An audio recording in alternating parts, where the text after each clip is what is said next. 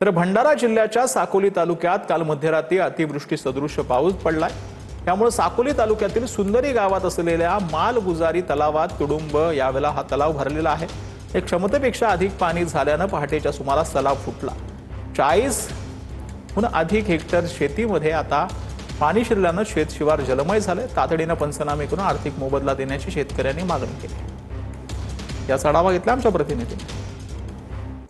भंडारा जिल्ह्यात काल हवामान विभागाने ऑरेंज अलर्ट दिलेला होता आणि मुसळधार पाऊस साकोली तालुक्यात बरसला।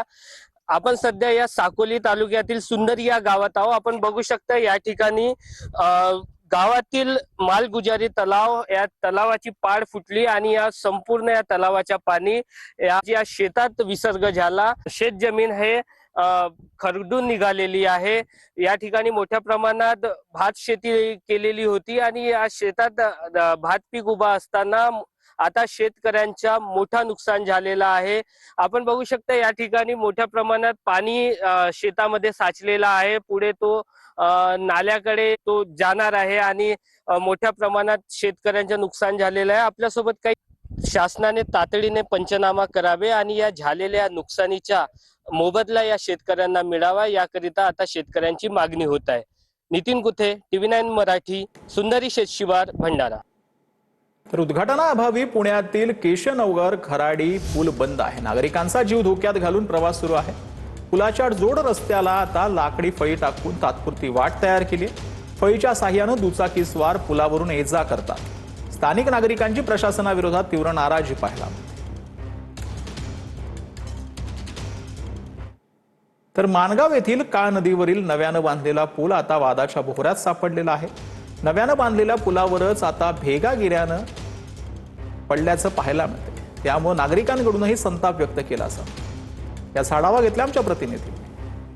मी आता उभा आहे मुंबई गोवा महामार्गावरील माणगाव शहरातील काळ नदी पूल येथे नव्याने बांधण्यात आलेल्या पुलावरती आपण ही सध्याची जर दृश्य पाहिली तर पूर्णतः अक्षरशः पुलाला पूर्णतः भेगा पडलेल्या पाहायला मिळत आहे आणि पूर्ण जे भराव आहे ते पूर्णतः खचलेले आहे। असंख्य असे खड्डे पडलेले आहेत। येथून जे वाहनधारक असतील, प्रवासी असतील, ते अक्षरशः आपला जीव धोक्यात घालून प्रवास करत असतात आणि सध्या जर हे चित्र पाहिलं तर नवीनच बांधण्यात आलेला पूल आहे आणि या पुलाला पूर्णतः भेगा पडलेल्या दिसून येत आहे आणि त्याचबरोबर जे साईडला पूर्णतः खचलेला देखील दिसत आहे आणि जो भराव आहे तो पूर्णपणे खचलेला पाहायला मिळत आहे। दीपक दबके, TV9 मराठी, रायगड।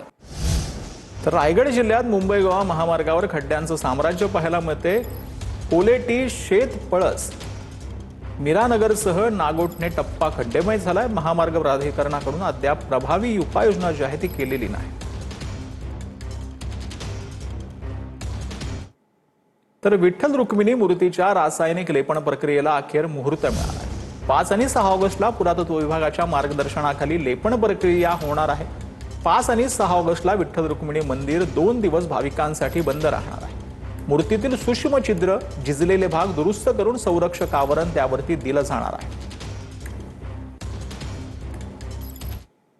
तर विरारच्या मांडवी जिल्हा परिषद शाळेची दुरावस्था पाहायला मिळते। शाळेचं छत मुलांच्या अंगावर पडून दुर्घटना होण्याची पालकांनी भीती व्यक्त केली। संतप्त पालकांनी शाळेला टाळ लावून आंदोलन केले आहे। तसंच गेल्या 1.5 वर्षांपासून केवळ एकच शिक्षक 1ली ते 4थी पर्यंतच्या विद्यार्थ्यांना शिकवत आहे। अनेकदा तक्रार करूनही शिक्षक विभाग याकडे दुर्लक्ष करत असल्याचा आरोप पालकांनी केला। तर छत्रपती संभाजीनगर जिल्ह्यातील गंगापूर शहरात एका ज्वेलर्समध्ये चोरी झाली आहे।